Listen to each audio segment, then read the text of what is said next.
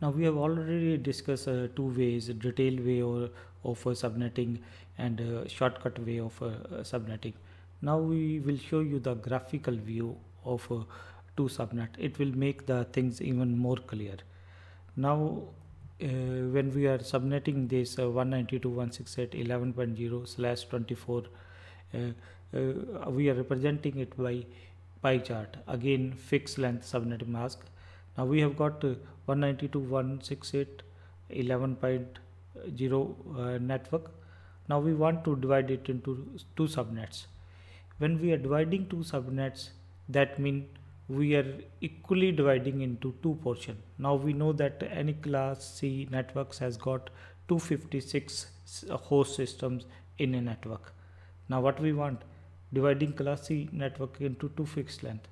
Now when we are going to divide, so it looks like this. That means 128 host, 128 host.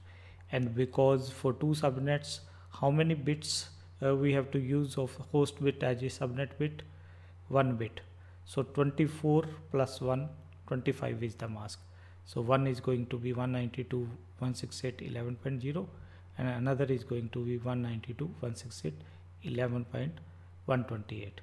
So these are so we are showing it in the form of pie chart, so it will make the things clear. That means when we are doing the subnetting, it will divide the network into fixed portion. Here when we were dividing into two subnets, two equal portion has been created of 128 host, 128 host.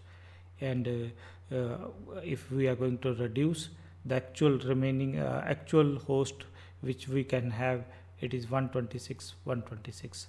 So this is another way to represent your subnetting.